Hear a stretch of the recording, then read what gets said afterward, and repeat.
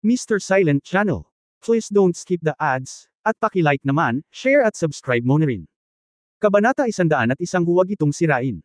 Si Luli ang unang ampon na anak na inampon ni Jing Wenmao at ng kanyang asawa. Noong bata pa si Jing Wenmao, lumabas siya para sa negosyo. Pagbalik nila sa Beijing, dumaan sila sa Kunlun Jing, isa sa 4 na pangunahing sekta. Nagkataon na nakilala nila si Luli, na nagsimulang magsanay ng martial arts sa edad na 5. Naramdaman ni Mrs. Jing na siya ay napaka-compatible kay Luli, kaya hiniling niya kay Luli na maging kanyang Panginoon. Tinanggap siya bilang adopted daughter. Ngunit dahil si Luli ay isang alagad ng Kunlun Mirror, kahit na siya ay maging anak na ampon ng pamilya Jing, siya ay nananatili pa rin sa Kunlun Mirror halos buong taon. Pumupunta lang siya sa Jingzhou sa panahon ng bakasyon at mananatili sa pamilya Jing sandali. Ito ay isang matinding taglamig sa ika-60 taon ng daan. Ang taglamig na ito ay napakalamig. Matagal nang wala sa bahay si Jing Wenmao.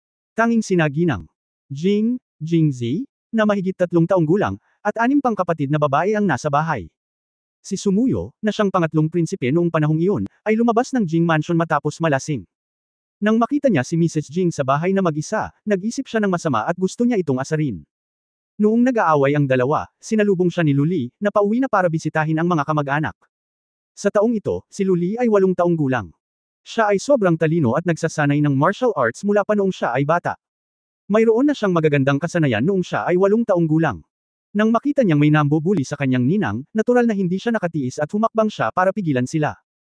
Nang makita si Sumuyo na pinipigilan ng isang batang babae, at may alak sa kanyang tiyan, paano niya malulunok ang buntong hininga na ito? Pagkatapos ay kumuha siya ng isang bagay na parang dumi at binati siya, ngunit si Luli ay bata pa at walang takot, kaya't inilabas niya ang kanyang punyal at sumugod sa kanya. Maswerte si Sumuyo, ngunit sinaksak siya ni Luli sa hita. Masyadong maraming dugo ang nawala sa kanya at nawala ng malay. Medyo matino pa rin ang ulo ni Mrs. Jing, kaya pinalayas niya si Luli ng walang sabi-sabi, at pagkatapos ay nagpaalam sa gobyerno. Dahil nauugnay ang reputasyon ng maharlikang pamilya, natural na hindi nang ahas si Sumuyo na magsabi ng totoo, at iginiit din ni Mrs. Jing na hindi niya kilala si Luli, kaya naging hindi makatarung ang kaso ito. Ang bawat isa sa pamilya Jing ay may taset na pag-unawa at nanatiling tahimik sa bagay na ito. Walang nakipag-usap muli kay Luli. Para sa kanyang kaligtasan, ngunit para din sa kaligtasan ng lahat. Iyon ang dahilan kung bakit hindi pa narinig ni Jingzi ang tungkol kay Luli. Bukod dito, nang umalis sila sa Jingzhou at bumalik sa Pangzhou, sinubukan ng mga Jing ang kanilang makakaya na paalisan ang kanilang 6 na anak na babae. Wala silang gaanong pakikipag-ugnayan sa loob ng napakaraming taon, at malamang na natatakot silang masaktan sila. Ang gayong string ay maaaring ipaliwanag ang maraming bagay. Matapos marinig ang paliwanag na ito, sa wakas ay naunawaan ni Jingzi. Pagkatapos ay nagtanong siya, ang dahilan kung bakit si tatay ay na-demote sa Pangzhou ay hindi dahil sa nasaktan niya ang sinuman sa korte, ngunit dahil sa ikatlong prinsipe na si Sumuyo, tama ba? Sabay na tumanggaw sina Luli at Liu Jinghong. Tapos siya na ngayon. Ngayon siya ay naging hari ng Jin. Nakahinga ng maluwag si Jingzi matapos marinig ang sagot na ito. Takot na takot siya na ang prinsipeng ito ay maging kasalukuyang emperador. Isipin mo na lang kung may alitan ang pamilya niya sa emperador, makakatambay pa kaya siya in the future. Ngunit pagkatapos ay naramdaman kong nag-o-overthink ako. Pangatlong prinsipe lang siya, hindi prinsipe, kaya paano siya naging emperador? Ngumiti siya, tumingin kay Luli at sinabing, "Ate, kanina ko pa pinipigilan akong pumunta sa Jingzhou. Natatakot ka ba sa paghihiganti ko?" Ngumiti din si Luli at umiling, sa totoo lang, siya ang nagdusa sa huli. Ang kanyang mga paa ay pailay pa rin pagkatapos ng isang saksak. Ang aking ama naman ay pinababa sa Pangzhou, kahit na malayo, ito ay mas mabuti kaysa makipag-away sa mga taong iyon sa korte. Paano ang paghihiganti? Sumagot din si Liu Jinghong, oo. Kung talagang natatakot kami sa iyong paghihiganti, hindi namin sasabihin sa iyo ang tungkol dito. Saka bakit? Nagdududang tanong ni Jingzi. Hiniling ko sa iyo na maging mas maingat sa pagpunta mo sa Jingzhou. Bagamat pumunta na si Prince Jin sa Jingxi ngayon, narinig ko na si Prince Jin ay may malapit na relasyon sa Crown Prince at nakatira sa East Palace. Dapat kang maging mas maingat. Paliwanag ni Liu Jinghong. Naunawaan ni Jingzi at tumanggo. Siya ay orihinal na nagplano na pumunta sa Jingzhou upang yakapin ang kanyang panganay na kapatid na babae, hindi, siya ay dapat na tinatawag na pangalawang kapatid na babae ngayon. Kung maaari siyang maging opisyal at maging komportableng opisyal ng ikalawang henerasyon sa pangalan ng kanyang pangalawang kapatid na babae. Pero parang hindi na gumagana. Ang pamilya Jing ay nagkaroon ng mga isyu sa hari ng Jin.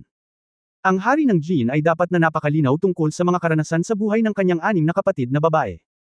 Marahil ang mga ampon na babae na ito na hindi nauugnay sa dugo ni Jing Wenmao ay hindi karapat-dapat sa kanyang aksyon, ngunit ang kanyang mga biologikal na anak na lalaki ay ibang bagay. Mas mabuti kung ang Prinsipe Jin na ito ay may malaking puso, ngunit kung siya ay isang maliit siya ay nasa malaking panganib kapag ang kanyang pagkatao ay nalantad. Nang makita si Jing Zi na nakasimangot, ngumiti si Liu Jinghong at sinabing, napakasama ng loob ng Jin King na iyon. Ilang beses pa nga niya akong ginugulo sa court. Buti na lang, binabantayan ko si Liang Zhou sa buong taon, at napakataas ng pakikitungo sa akin ng kanyang kamahalan, kaya wala kang magagawa sa akin, ikaw, sok-sok. Hindi ko alam kung sinadya niyang takutin siya, pero tumawa lang si Liu Jinghong at walang sinabi. Hindi niya nakalimutang payuhan siya, ngayon, sa tingin mo ba ay mapanganib ang Jingzhou at hindi magandang lugar? Bakit hindi mo ako sundan sa Liangzhou kasama ang fifth sister? Mataas ang langit doon at ang emperor ay malayo. Maaari kang magsaya ayon sa gusto mo. Kung may mangyari, sasamahan ka ni fifth sister. Takpan mo. Tinapik ni Liu Jinghong ang kanyang mambak na dibdib at parang isang lokal na emperador. Ito, huwag sirain. Ang atensyon ni Jing Zi ay buo sa mga kamay ni Liu Jinghong, at nagtataka pa rin siya bakit napakalaki ng dalawang magkapatid na nagsasanay ng martial arts. Kapag lumalaban, dapat medyo malaki ang resistensya, hindi makaagham. Ngunit umiling pa rin siya, hindi, nagpa siya akong pumunta sa Jingzhou, at hindi ako natatakot sa panganib. Nang hilingin sa akin ng aking ama na pumunta sa Jingzhou bago siya mamatay, tiyak na mayroon siyang sariling mga iniisip. Siya nga pala, binigyan niya ako ng isang sulat, siya. Sinabi niya na ibibigay niya ito sa kanyang pangalawang kapatid na babae kapag pumunta siya sa Jingzhou. Inilabas ni Jing Zi ang sulat na itinago niya sa kanyang katawan at ibinigay kay Lu Li, hindi ko pa ito nabubuksan ngunit nandito na ang magkapatid na babae. Okay lang ba nabuksan ito at basahin? Sa totoo lang, curious pa rin siya kung ano ang nakasulat sa sulat at kung bakit kailangang basahin muna ito ng pangalawang kapatid niya. Mabuti kung buksan nila ito at basahin sa kanya. Kinuha ni Lu Li ang sulat ngunit hindi ito binuksan. Pagkatapos mag-isip sandali, sinabi niya, dahil ibinigay ito ni tatay sa pangalawang kapatid na babae, malamang na pinag-isipan niya ito. Hindi madali para sa panganay na kapatid na babae na buksan ito. Maaari mo itong dalhin at ibigay sa iyong pangalawang kapatid na babae kapag nakita mo siya. Oh! Pumayag si Jing Zi at binawi ang sulat. At ngumiti din si Liu Jinghong at tinapik siya sa balikat, sige, ito ang lalaki ng pamilya namin ni Jing. Banibiro ka lang ng ikalimang kapatid. Bagaman. Sinabi niya ito, ngunit walang nakapansin sa sandaling iyon, isang flash ng pagkawala ang sumilay sa kanyang mga mata, na mabilis na nawala. Kabanata 102 mamimiss mo ba ako? Nagpa siya na pumunta sa Jingzhou.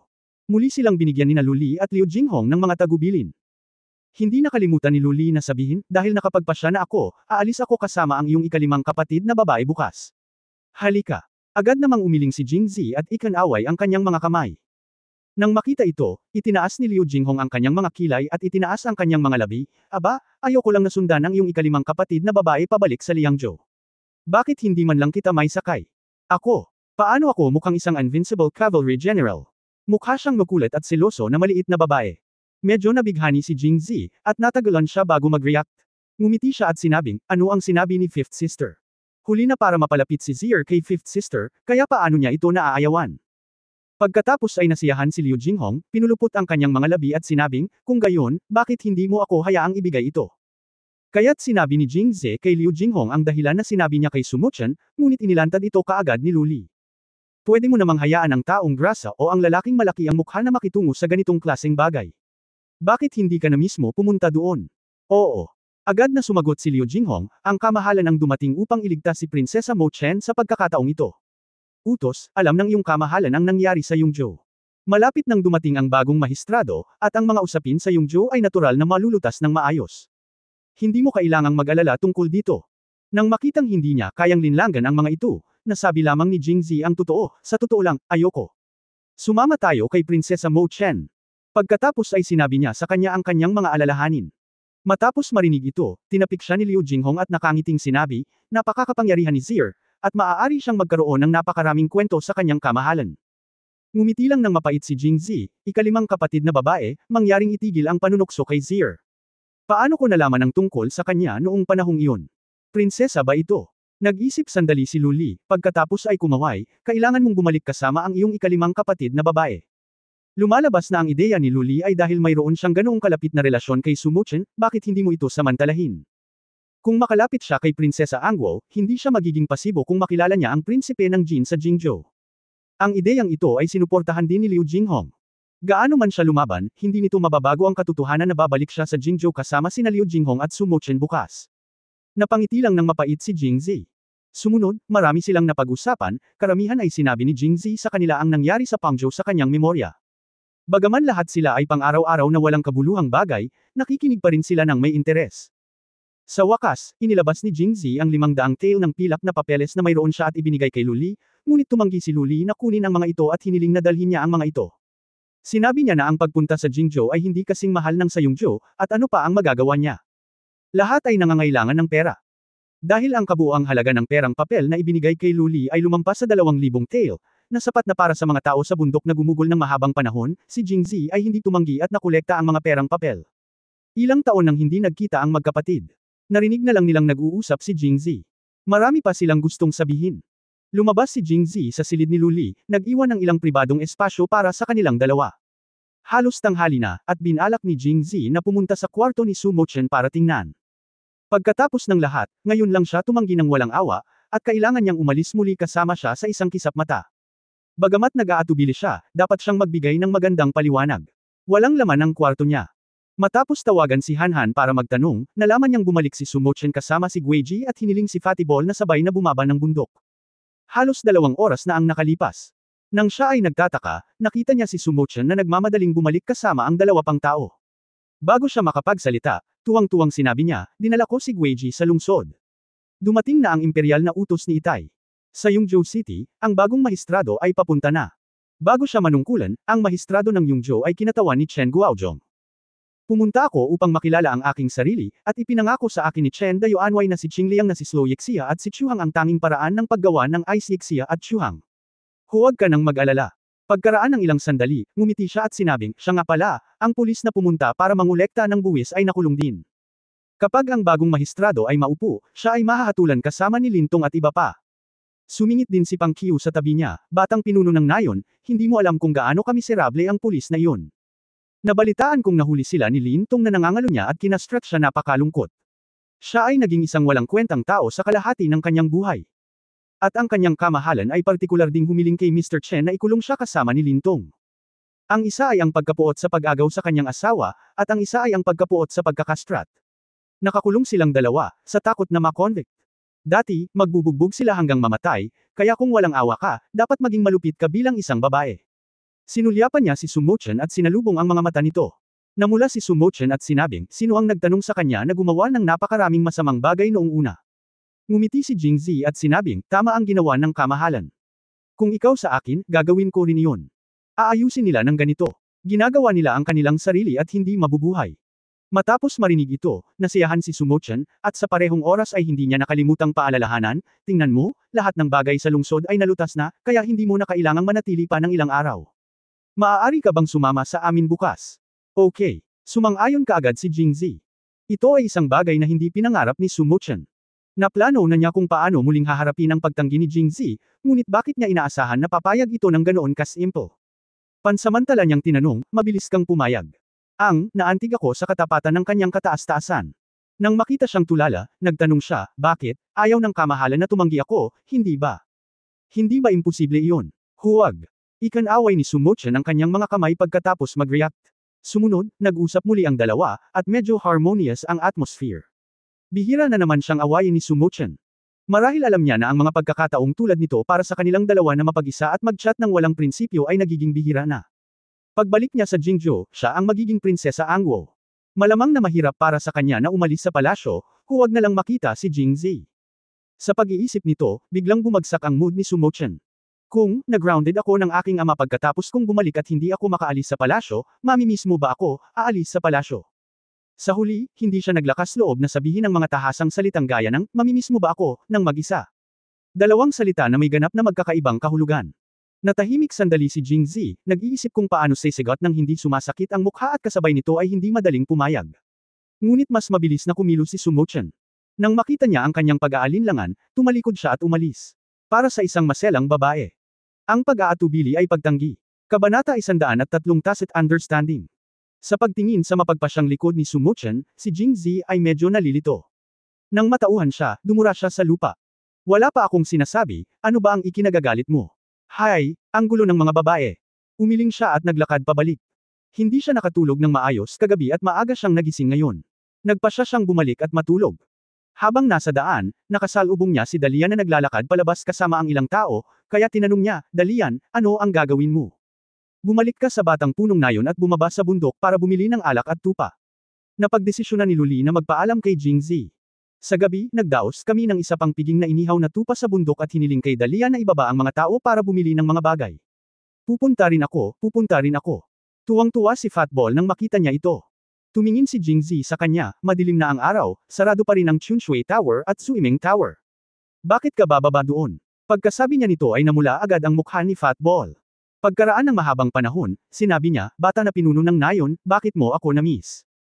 Laging bukas at nasa ibabaw ng barko si Fatty, paano ako mag-aalaga sa mga babae? Bumababa lang ako ng bundok para tulungan ang mga kapatid ko. Tumango si Jingzi, hindi magandang maging malaki ang mga babae. Mataba, ito ba ang sinasabi mo? Itinaas ni Fatty ang kanyang ulo at tumango ng may pagmamalaki. Kaso, may ipapagawa ako sa iyo. Kapag bumaba ka sa bundok, huwag mo silang tulungang magpastol ng mga tupa at bumili ng alak. Pumunta kay Prinsesa Chen at sa kanilang bahay, at dalhin sa akin ang kagamitan para sa paggawa ng mga espiritu sa bundok. Inutusan din niya si Dahlia na magpababa ng maraming tao para bumili ng alak. Pagkatapos magpaliwanag ay bumalik na siya sa bahay para matulog. Nang magising siya, si Fatball at ang iba pa ay nakabalik na at pinoproseso ang karne ng tupa. Tinawag ni Jingzi si Luli, ipinakita ang proseso ng paggawa ng mga espiritu sa ilalim ng maingat na mga mata ni Luli at Liu Jinghong, at pagkatapos ay sinabi, ate, ibibigay ko sa iyo ang 2,000 salaping pilak, maaari mong gastusin ito. Ang espiritong ito ay alam nila kung paano ito gawin. Maaari mong gawin ito nang mag-isa at inumin ito. Kapag lumamig ang panahon, magandang deal na ibenta ito sa lungsod. Nakangiting tumango si Luli, maamo at mainit ang kanyang mga mata. Maaari ba talagang gumawa ng matapang na alak ang pamamaraang ito? Madalas makipag-away si Liu Jinghong sa mga barbaro sa Liangzhou, at nakasamsam din ng matapang na alak mula sa mga barbaro. Alam niya kung gaano kahalaga ang alak na ito. Sa unang tingin, narinig niya na si Jingzi ay maaari ding gumawa ng matapang na alak. Ang ilan ay hindi naniniwala. Totoo naman. Sumagot si Luli sa kanyang ngalan, naranasan ko na, napakalakas nito. Okay. Matapos marinig ang kanyang sinabi, si Liu Jinghong ay tumayo at sinabing hindi nasisiyahan, aba, ang panganay na kapatid na babae ay ang nakatatandang kapatid na babae, ang ikalimang kapatid na babae ay ang nakatatandang kapatid na babae.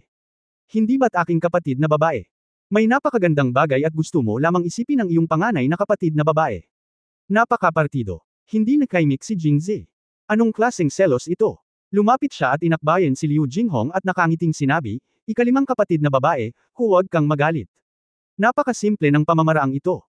Gumuhit ako ng isang simpleng diagram mamaya at maaari mong bawiin ito upang makahanap ng gagawa nito.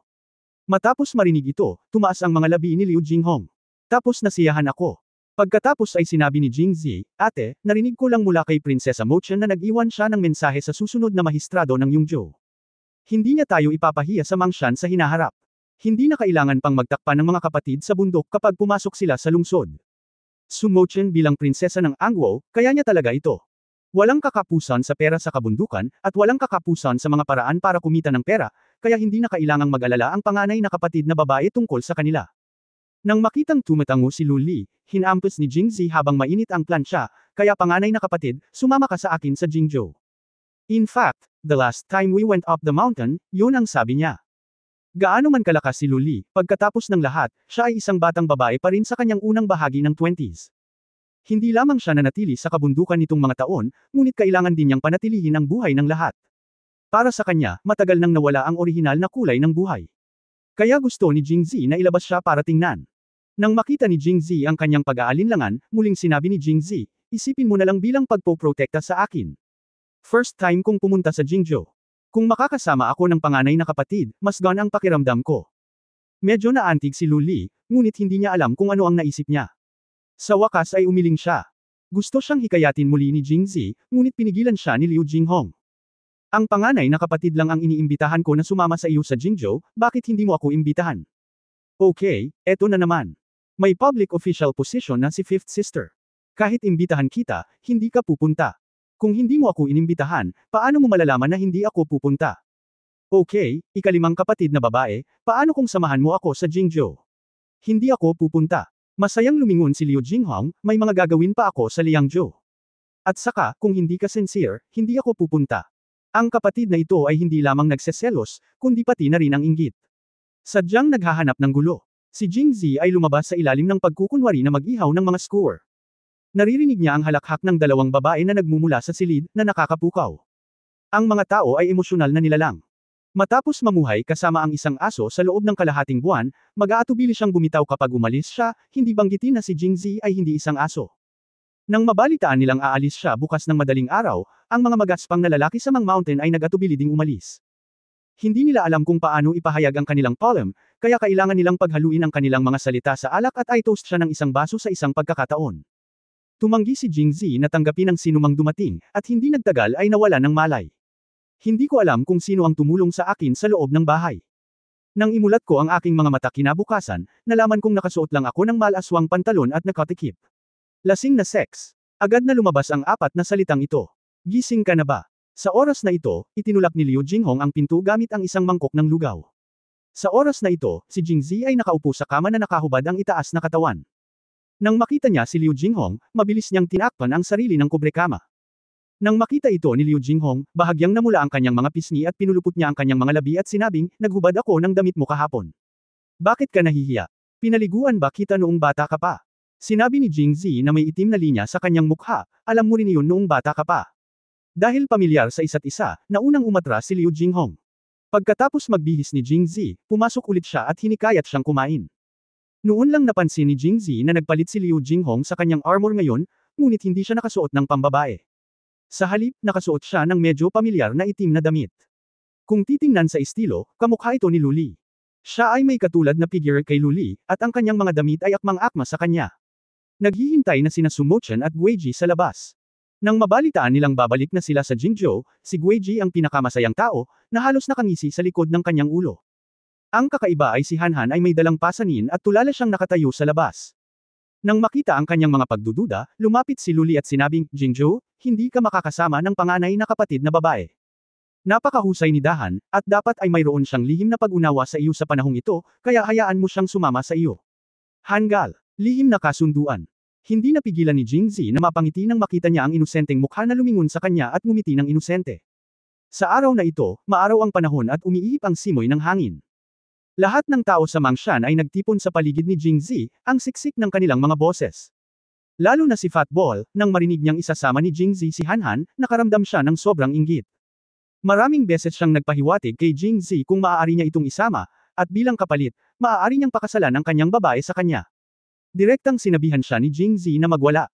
Hinihiling mo sa paggawa at pamamahala na gumawa ng isang bagay, ngunit nagbabanta ka pa rin sa paggawa at pamamahala.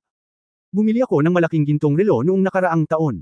Tulad ng palm sa isang bata na umalis ng bahay, tinulungan ni Luli si Jingzi na mag-impake ng kanyang mga damit at bagahe, at nagbigay ng maraming tagubilin bago kumaway palm. Nagdadalawang isip man tayong umalis, sa wakas ay magpapalm na tayo ngayon. Matapos maipan ang kanilang mga damdamin, sina Jingzi, Liu Jinghong, Sumochen, Hanhan at Guiji ay nagsimulang maglakbay patungong Jingzhou. Kabanata 104 na mga kwentong mitikal at mundo ng hayop. Sa kanilang lima, tanging si Liu Jinghong lamang ang nakasakay sa kabayo. Si Jingzi, Sumochen at Guiji ay nakaupo sa isang karwahe, at si Hanhan ay natural na kumilos bilang driver. Napakalayo ng Mang Mountain sa Jingzhou. Kung mabilis kang magmaneho sakay ng kabayo at maglalakbay araw at gabi, makakarating ka doon sa loob ng 3 o 4 na araw. Gayunpaman, kung mabagal kang maglakad sa isang karwahe na tulad nila, aabutin ng 10 buwan at kalahating buwan para marating ito. Sa simula, ang lahat ay sariwa pa at tumitingin sa mga tanawin sa daan na may labis na interes. Ngunit pagkaraan ng 2 araw, ang pag-uugali ng ilang tao ay kapareho noong unang tumawid si Jingzi, nalintang parang patay na aso. Nang makitang hindi gaanong interesado ang ilang tao, nag-isip sandali si Jingzi at nagmungkahi, paano kung ikwento ko sa iyo ang tungkol sa isang unggoy? Unggoy. Nagkibit balikat si Guiji, anong maganda doon? Mayroong isang espesyal na hardin ng laro sa likod ng Royal Palace Garden, at mayroong mga unggoy sa loob nito. Maraming beses na itong nakita ni Guiji, at matagal nang nakasanayan na ito. Ano ang masasabi ng mga unggoy? Hindi siya pinansin ni Jingzi at dahan-daang sinabi, may isang bansa sa ibang bansa, na tinatawag na Aulai Country. Ang bansa ay malapit sa dagat, at may isang bundok sa dagat, na tinatawag na Wugwo Mountain. Pagkatapos ng lahat, sila ay isang grupo ng mga taga-bukid na hindi pa nakikita ang mundo. Paano nila ito malalabanan? Ang sunod-sunod na pambobomba ng 72 Changes, Rui Golden Cudgel, at A Somersault Thousands of Miles. Inaantok pa sina Sumochen at Guiji noong una nilang pinakinggan ang kwento, ngunit hindi nagtagal pagkatapos magsimula ang kwento, umupo sila ng tuwid, nagpanteng ang kanilang mga tainga, at ang kanilang mga mata ay puno ng pagnanasa at pag-usisa. Lalo na si Hanhan na nakaupo sa labas na nagmamaneho ng karwahe. Para marinig ng malinaw, kusa niyang itinaas ang tela at sumandal para makinig. Nang marinig niya na ang ulo ng unggoy ay nagdudulot ng kaguluhan sa palasyo ng langit, nang agad ang kanyang mga ngipin at nais na agad siyang maging buhok ng unggoy, sundan ang mga unggoy sa langit at lupa, at baligtarin ang palasyo ng langit. Maging si Liu Jinghong ay bumagal at nanatiling malapit sa karwahe, nakikinig ng mabuti. Malumanay ang tono ni Jingzi at dahan-dahan niyang sinabi, nakahiga sa ilalim ng mesa ang Jade Emperor at sumigaw ng malakas pumunta sa kanluran para anyayahan ang Tathagata Buddha. Biglang huminto ang kwento sa puntong ito. Tinitigan ni Sumochen at Guiji si Jingzi na may malalaking mata at maliliit na mata. Hindi nila alam kung bakit, at hindi napigilan ni Hanhan ang kanyang galit, young village master, anong uri ng Buddha si Tathagata Buddha?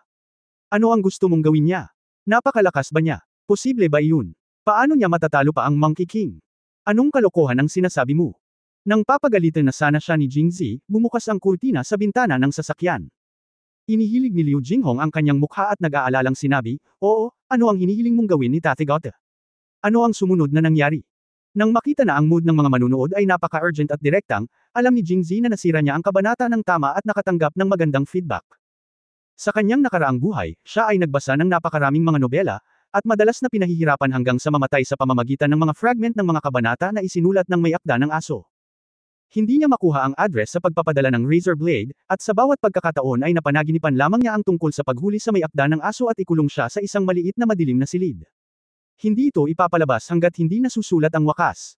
Sinasabing ang isang mahusay na doktor ay nagiging isang mahusay na doktor pagkatapos ng mahabang karamdaman, at siya ay inuusig sa loob ng maraming taon. Ngayon ay lubusan na niyang naunawaan ang kakanyahan ng kabanata at naisasagawa ito. Kailangan pang uminom ng tubig ang nagkukwento. Matagal na akong nagsasalita at hindi makapagpahinga. Natahimik ang lahat, at tumalon si Liu Jinghong mula sa kabayo. Pumunta ka at sumakay ng kabayo, ako ang magdadrive ng kotse. Gusto pa ring marinig ni Hanhan kung paano nakuha ng unggoy ang explosive hammer Tathagata, kaya natural na nag-aatubili siya, ngunit kung isa sa alang-alang na ang taong nakikipag-usap sa kanya ay kapatid ng pinuno ng nayon at ang batang punong nayon. Ang kanyang kapatid na si General Jinghong, anuman ang kanyang katayuan o husay, wala siyang lakas upang lumaban, kaya't maaari lamang siyang bumaba sa kabayo at sumakay. Si Jingzi naman ay humiga sa sasakyan at tinatamad na iniunat ang mga kamay na parang matanda. Nagpahinga ka na ba? Halika, magsalita ka dali. Pagkatapos ng maikling pahinga, ilang tao ang humimok. Ahem, saan ka nag-usap? Umupo si Jingzi at nagtanong, pinisil ang kanyang mga braso. Pumunta sa kanluran para anyayahan si Tathagata Buddha. Naiinip na sigaw ni Hanhan na nakahiga sa bintana ng sasakyan. Ngayon lang siya naging ulo ng unggoy sa kanyang isip at nakipag-away kay Tathagata Buddha sa loob ng 300 rounds. Gayunpaman, hindi ito sapat. Iyon lang wala itong ibig sabihin. Paano kung magkwento ako sa iyo tungkol sa mga baboy? Hindi. Makinig ka lang sa unggoy. Nakatitig ang lahat kay Jingzi na may mga mata na malapit ng bumuga ng apoy. Kung hindi sila masyadong maingat, siya lang ang nakakaalam ng kwento ng mga unggoy, at hindi nila iniisip na bumugbog sa kanya hanggang mamatay hindi maliitin ang kahangahangang lakas sa pakikipaglaban ng isang mambabasa kapag nakatagpo ng sirang aso. Oy, ang sakit ng likod ko ngayon, anong sasabihin ko? Sinulyapan ni Jingzi ang tatlong babae sa karwahe at naisip niya, isa kayong grupo ng mga libreng puta, at marami kayong hinihiling, paano ninyo ito matitiis? Nagkatinginan sina Sumochen at Liu Jinghong at agad na nagkaintindihan. May dalawang tao kaagad sa tabi ni Jingzi. Ang isa ay pinapalo ang kanyang mga binti at ang isa naman ay hinihimas ang kanyang mga balikat. Napakasaya nila. Umiling siya, nagsalita siya ng malakas. Paano ito posible? Siya ang Monkey King na maaaring magbago ng 72 beses. Paano siya masusupol ng bundok? Maaaring malaki o maliit ang Ruyi Golden Cudgel. Hindi ba pwedeng palakihin at buksan ang tuktok ng bundok? Matapos marinig na ang unggoy ay naipit sa paanan ng Wuzi Mountain, si Hanhan, na minsang nagpantasya tungkol sa Monkey Boomer Tathagata, ay lubos na hindi nasisiyahan. Tuluyan na siyang humiwalay at nagsimulang sumigaw sa isang manipis na kurtina ng kotse. Binuksan ni Jingzi ang kurtina ng kotse, sumulyap sa kanya, at mahinahong sinabi, gusto mo pa bang marinig ito? Pinigilan ni Hanhan ang namumula niyang mukha at hindi na nagsalita. Ang sumusunod na kwento ay nagsasabi sa kwento ng buhay ni Tang Sanzang. Nang si Chen Guangru, ang nangungunang estudyante sa high school, ay bumalik sa kanyang bayan, ang kanyang asawa ay nakita ng isang boatman. Pinatay ng boatman at ng kanyang barkada si Chen Guangru sa ilog at kinuha ang kanyang asawa. Noong panahong iyon, buntis na ang kanyang asawa sa kanyang laman at dugo. Kaya't nang manganak ang asawa ni Chen ng isang sanggol, upang mapanatili ang ilang dugo ni Chen, inilagay niya ang sanggol sa isang basket na kawayan at ipinadala ito sa ilog upang lumutang. Ang sanggol na ito ay naging tangmang ng maglaon. Nang marinig niya na ang mga sumunod na kwento ay tungkol sa mga monghe, muling sumabog si Han. Bagamat kapana-panabik din ang kwento, gusto niyang marinig ang tungkol sa mga unggoy. Iniwan mo lang ang unggoy na iyon sa paanan ng bundok at hindi pinansin. Tubig ba o hindi? Ikaw ba ay irresponsible? Nagalit din si Jingzi. Damn it, ang labor ba ang nagkukwento o ikaw ang nagkukwento? Mag-ingat, kung hindi masaya ang amo, aalisin niya ang magic power ng unggoy at ibabalik siya sa grupo ng unggoy. Ang kwentong gawa-gawa ay magiging mundo ng hayop sa ilang minuto. Kung hindi ka nakikinig, hindi ko sasabihin sa'yo. Bagamat nagustuhan din ng tatlong babae sa loob ng sasakyan ang kwento ng mga unggoy, ang mga maikling kwentong malapit sa pang-araw-araw na buhay ay higit na nagpakilos sa kanila. Nang mabalitaan nilang pinatay si Chen Guanru, ang kanyang asawa ay nanganak ng isang bata ngunit hindi ito nakuha. Sa oras na ito, lahat ay umiiyak. Pagkatapos ay pinagalitan niya si Han at tinanong si Jingzi na magpatuloy sa pagsasalita. Ang kawawang Han ay hindi nang ahas na magsalita dahil nangako si Jingzi na kung muli siyang magsalita ng walang kaparirikon, hahayaan niyang makulong ang unggoy sa ilalim ng bundok sa loob ng 1,000 o 10,000 taon. Wow, kawawang unggoy, kawawang Han. Kabanata 105 Jinghong Token. Sa tulong ng mga kwento ng unggoy, nagiging kapana-panabik ang paglalakbay. Pagkatapos maglakbay ng 1 pang 2 o 3 araw, halos kalahati ng paglalakbay, sa madaling araw, lahat ay nakaupo sa kotse, inaantok. Batang pinuno ng nayon, may lawas sa labas. Napakalaki. Sa oras na ito, isang walang muwang na boses ang pumasok. Binuksan ni Jingzi ang bintana ng kotse at tumingin sa labas, at nakita ang isang malaking lawas sa harap nila. Kahit na may mga kwentong pakinggan, pagkatapos ng mahabang panahon sa loob ng sasakyan ay makakaramdam ng pagod ang katawan. Sinasamantala ng lahat ang pagkakataong bumaba ng sasakyan, tingnan ang magagandang tanawin sa tabi ng lawa, mag-inat at kumilos. Nakatayo sa tabi ng lawa at tumitingin sa paligid, ang buong lawa ay natatakpan ng manipis na patong ng hamog. Kung titingnan sa malayo, ang lawa sa ilalim ng fog ay tila nagbabadya at malabo.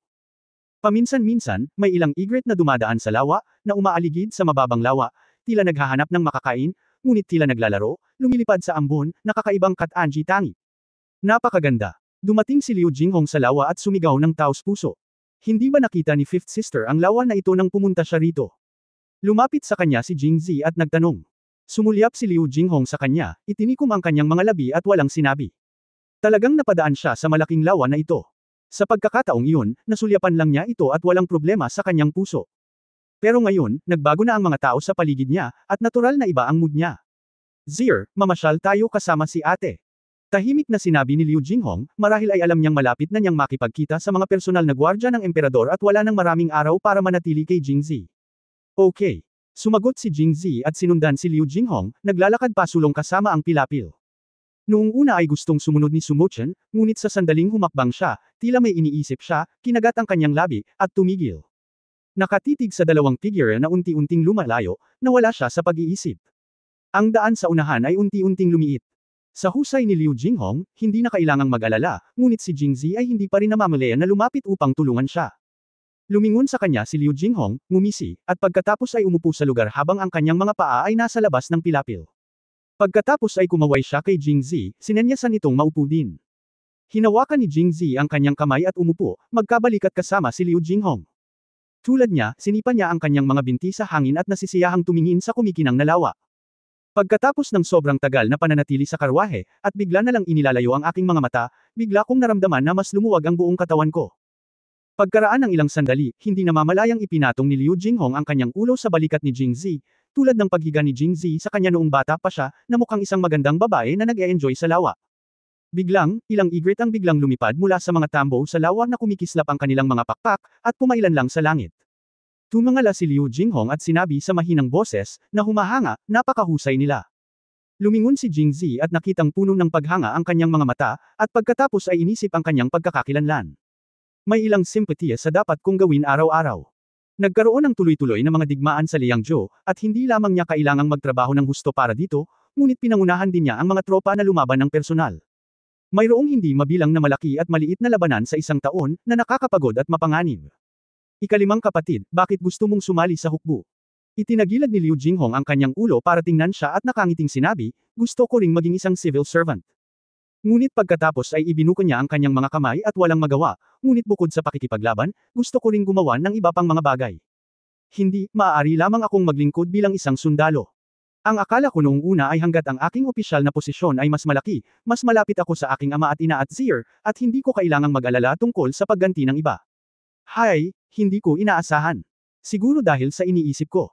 Nang malaman ni Liu Jinghong ang tungkol sa pagkamatay ni na Mr. at Mrs. Jing, medyo nalungkot ang kanyang mukha.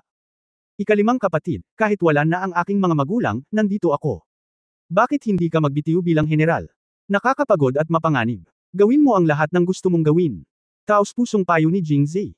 Tumayo si Liu Jinghong, tumingin sa lawa, umiling at ngumiti, nang sumali ako sa hukbo. Simple lang ang iniisip ko, ngunit kapag umupo ako sa posisyong ito, iniisip ko ang higit pa doon. Kailangan ako ng mga taga-Liangzhou, at kailangan din ako ng mga hangganan ng Angguo. Paano tayo makakaalis? Nang makita ang katahimikan ni Jingzi, ngumiti si Liu Jinghong at niyakap ang kanyang mga balikat, at saka, gusto kong ma-promote muli. Kung mas lumakas ang kapatid ko, mapoprotektahan ko si Zier. Nang marinig ito, gustong sabihin ni Jingzi na, hayaan mo akong protektahan ka, ngunit bahagyang bamuka ang kanyang bibig, ngunit hindi niya ito masabi pagkatapos ng lahat. Isa lamang siyang malambot na haring bigas na gustong pumunta sa Jingzhou para yakapin ang kanyang mga hita. Paano siya magiging kwalipikadong protektahan ang marangal na Angguo Jinghong General? Mula sa panahong naglalakbay hanggang ngayon, parehong pinuprotektahan siya ni Lu Li at Liu Jinghong. Kung iisipin ng mabuti, nakakahiya. Sa oras na ito, bigla siyang nagkaroon ng higit pang mga hangarin sa kanyang isip, kailangan kong maging mas malakas para protektahan ang aking mga kapatid na babae. Naupo sandali ang dalawa, kung saan sinabi ni Liu Jinghong, tulad ni Lu Li kagabi, kay Jingzi na bigyang pansin ang kaligtasan kapag pumunta siya sa Jingzhou, at sa wakas ay kumuha ng token na may nakaukit na salitang, Jinghong. Ano ito? Curious na tanong ni Jingzi matapos itong paglaruan. Ito ang Jinghong token. Kung nakita mo ang token at nakita mo ako, maaari kang umorder ng Jinghong Iron Cavalry. Matapos marinig ito, mabilis na ibinalik ito ni Jingzi. Ikalimang kapatid na babae, ibalik mo kaagad ang isang mahalagang bagay. Ngumiti si Liu Jinghong, ngunit hindi niya ito inabot para kunin. Hanggat naririto ako, palaging makikinig sa akin ang Jinghong Iron Cavalry. Walang silbi ang pagdadala ng token na ito. Hawak mo ang token na ito. Kung isang araw ay masangkot ka sa gulo sa Jingzhou, ang token na ito ay maaaring makapagligtas ng iyong buhay. Pagkasabi noon, tinulungan niya si Jingzi na ituwid ang kanyang mga damit at tahimik na sinabi, Ate, sana hindi mo nakakailanganin ang token na ito. Pagbalik nilang dalawa, as usual ang lahat. Sa tanghali, huminto ang karwahe. Binuksan ni Jingzi ang kurtina ng kotse upang tingnan at nakita ang isang malaking alon ng mga tropa na papalapit sa harap ng kalsada, nakasuot ng gintong baluti at mukhang marilag. Ito ba ang mga guards? Tumango si Liu Jinghong pagkatapos ay tumalon mula sa karwahe at pinuntahan sila. Ang pinuno ng mga guards ay isang matangkad na lalaki, mga 40 taong gulang. Ang kanyang opisyal na posisyon ay General of Guards, mula sa ika-4 na ranggo. Ang kanyang opisyal na titulo ay tila karaniwan, ngunit dahil siya ay nananatili sa palasyo sa buong taon at nakikinig lamang sa mga utos ng emperador, ang kanyang tunay na katayuan ay napakataas. Ang mga ministrong iyon na pumupunta sa palasyo araw-araw upang makipagkita sa emperador ay magbibigay sa kanya ng kaunting pabor. Ngunit nang makita niya si Liu Jinghong, tumalon siya mula sa kanyang kabayo, itinaas ang kanyang mga kamay na may time na ekspresyon at sinabi, nakita ko na si General Jinghong.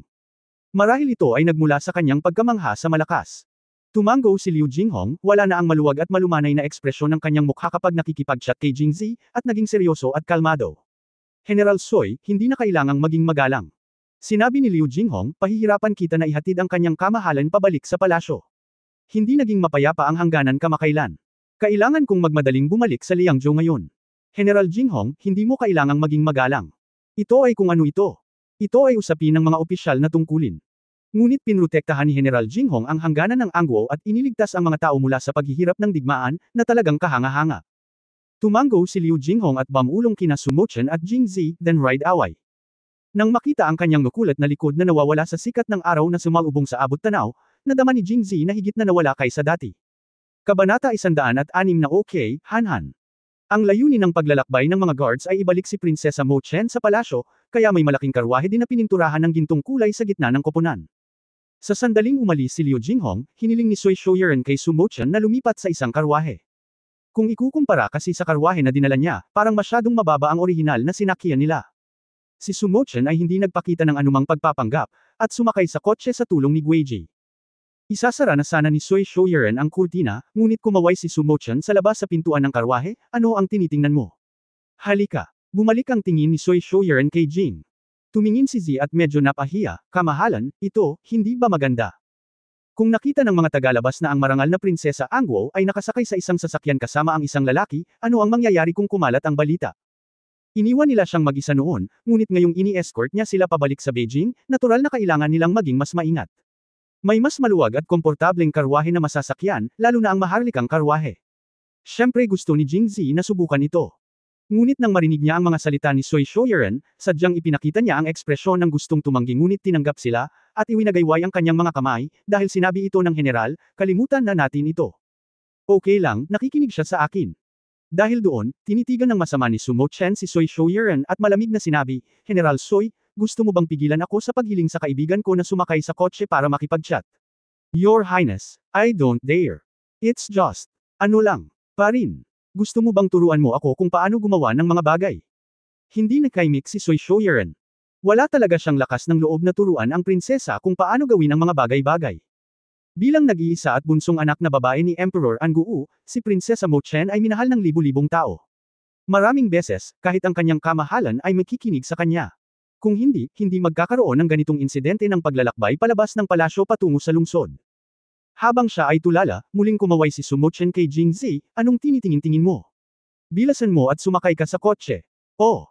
Si Sumo Chen, na kadalasang nagdurusa sa kanyang mga kamay, ay paminsan-minsan ay nakikita ang kanyang hitsura na napakahusay. Mukhang kakaiba talaga. Sumakay si Jingzi sa karwahe at hindi nakalimutang ngumiti kay Sui Shoyuren. Pinagmamasdan ng gwapong binata sa kanyang harapan na sumakay sa karwahe, maingat na hinawakan ni Sui Shoyuren ang kanyang baba.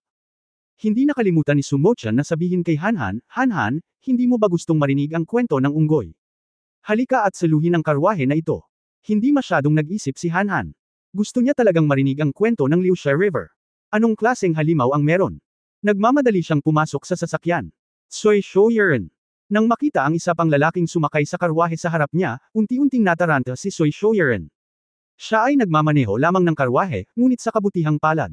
Matapos mahulog ang kurtina ng pinto ng karwahe, binuksan ni Sumo Chen ang isang sulok ng kurtina at sumigaw sa kanya. Sinabi niya, General Sui, paki-drive ang karwahe ng aking kaibigan.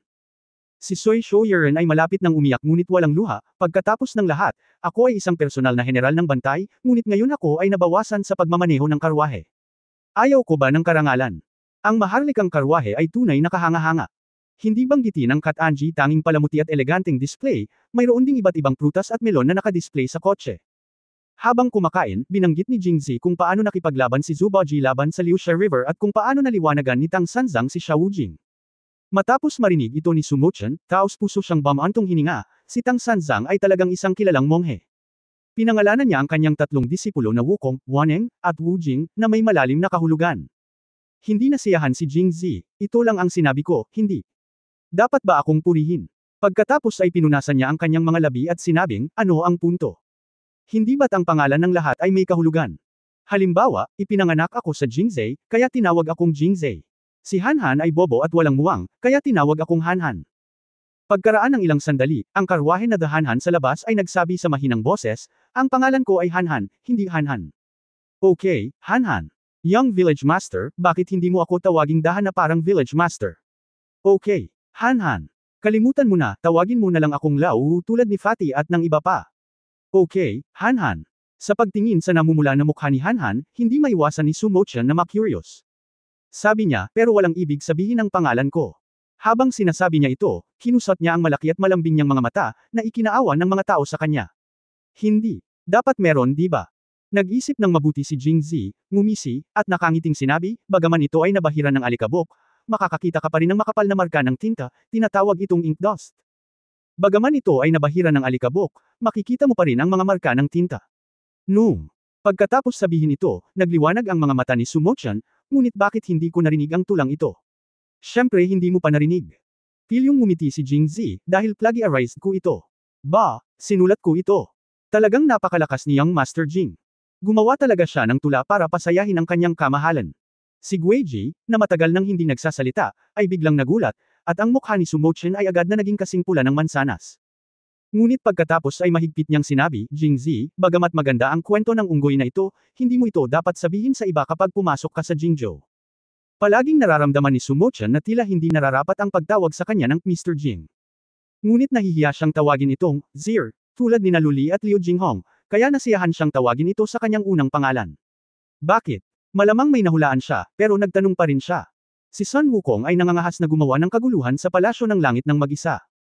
Walang kasiguruhan na hindi siya maririnig ng mga interesadong tao at magdaragdag ng gatong sa pandinig ng ama na makakasama sa iyo. Tumango si Jingzi. Nalaman niya ang tungkol sa posibilidad ng pagsasabi sa Journey to the West noong sinaunang panahon sa kanyang nakaraang buhay. Dahil ang Sun Wukong ay kumakatawan sa isang puwersa na nang-ahas na marahas na lumaban sa feudal na lipunan, talagang napakadelikado kung gagamitin ito ng mga taong nasa kapangyarihan para gumawa ng kaguluhan. Nakatuon lang ako sa kasiyahan at muntik ko nang makalimutan ang tungkol dito. Naramdaman ko pa na hindi lang matalino si Sumochan, kundi mabait din. Matapos itong mapaalalahanan, pinaikit ni Sumochan ang kanyang mga mata at muling ngumiti, na parang kinakausap ang sarili, o sinasabi kay Jingzi. Napakagaling ng calligraphy mo. Parang walang marunong sumulat ng calligraphy mo, ama. Siguradong magiging curious ako. Siguro narinig ng tatay ko ang tulang, Spring water is blue in heaven. Hinding-hindi niya akalain na ikaw ang sumulat nito. Kung makakagawa ka ng tula sa harap ng tatay ko, siguradong susundan ako ng tatay ko. Para akong sobrang saya. Nagulat si Jingzi nang marinig niya itong magsalita. Nagtanong siya sa mahinang boses, kamahalan, ayaw mong dalhin kami sa palasyo ng magkasama, hindi ba? Itinaas ni Sumochan ang kanyang ulo, syempre, kung hindi, bakit ka pupunta sa Jingzhou? Sa totoo lang, natatakot si Jingzi. Noong nasa Mangshan siya noon, tumanggi siyang bumalik sa Jingzhou kasama si Sumochan dahil sa takot na ito. Kung siya at si Sumochan ay pumasok sa palasyo, ang kanilang relasyon ay magiging parang putik na nahuhulog sa pandya, at ito ay magiging mas malabo. Ang mas nakakatakot, kung gusto din siya ng Emperor Father niya at hilingin niyang maging consort, gagawin niya ba o hindi? Gawin mo, wala na ang 3 asawa at 4 na babae. Kung hindi mo gagawin, mawawala ang iyong ulo. Orihinal na sinabi ni Luli na mas ligtas na lumapit kay Sumochan at maghintay hanggang makapasok siya sa Jingzhou ngunit ang kaligtasan na ito ay isang ibon. Ang pagsama sa isang hari ay parang pagsama sa isang tigre. Kung may maliman, mapupunta siya sa palasyo hindi niya gusto ang pagiging eunuch. Pagkatapos mag-isip ng mabuti, bigla siyang nakaramdam ng saya. Anyway, wala ang panganay na kapatid na babae, at wala na rin ang panglimang kapatid na babae. Hindi ba't mas maganda kung tumakas siya ng palihim at pumunta sa Jingzhou ng mag-isa? Kabanata 107 ngunit natatakot ako. Sa ideya ng pagtakas, nagsimulang magplano si Jingzi sa kanyang isipan. Naisip ko ito habang nagkukwento, at hindi nagtagal ay nagkaroon ako ng ideya. Binuksan niya ang kurtina ng sasakyan at tumingin sa labas. Sa oras na ito, dumating siya sa isang ligaw na kagubatan. May malalagang berdeng puno sa magkabilang gilid ng kalsada. Sa abot ng kanyang paningin, may nakaumbok na burol sa likod ng kagubatan. Hinawakan ni Jingzi ang kanyang tiyan at sinabing, "Oy, gusto kong bumaba saglit sa sasakyan Han-Han, sabay na tayo." Ikanaway ni Han-Han ang kanyang kamay, "Hindi ako pupunta." Hindi nagkaimik si Jingzi nang makasalubong ang ganoong teammate ng baboy. Sa kanan. Sa oras na ito ko lang naiisip ang kabutihan ni Fatball. Kung siya iyon, siguradong maiintindihan niya ang ibig niyang sabihin, di ba? Na-curious si Han-Han at sinabi, "Batang pinuno ng nayon, naalala ko na mayroon tayong convenience meeting kalahating oras na ang nakalipas. Bakit tayo pupunta ngayon?" Habang nagsasalita, sinulyapan niya ang ikatlong ruta ni Jingzi. Galit na sinabi ni Jingzi, "Kinu-question mo ba ang kakayahan ko sa bato? Young Village Master, kung gusto mong pumunta, pumunta ka dali." Nang makitang hindi makapagsalita si Jing Ziguang, hinimok ni Han-Han. Nakatitig sa kanya, galit na sinabi ni Jingzi, "Ngayong wala na akong nararamdaman, bakit ayaw kong pumunta?" Okay, syempre. Tuwang-tuwa si Han-Han, pagkatapos ay sabihin sa amin kaagad, si Tang Sanzang ay nahuli ng White Bone Demon. Ano ang nangyari pagkatapos mong manatili? Inimbitahan ba ni Zubaji si Sun Wukong pabalik nang siya ay pumunta sa Wugwo Mountain? Sumulyap si Jingzi sa kanya at mapait na sinabi, syempre hindi. Napakalaki ng Sanzang kaya hindi ito maaaring ilaga sa bakal na kaldero, kaya nakakita ako ng 2 barbecue grill at kinain ito ng 3 araw. Han-Han, ti pakopya ti.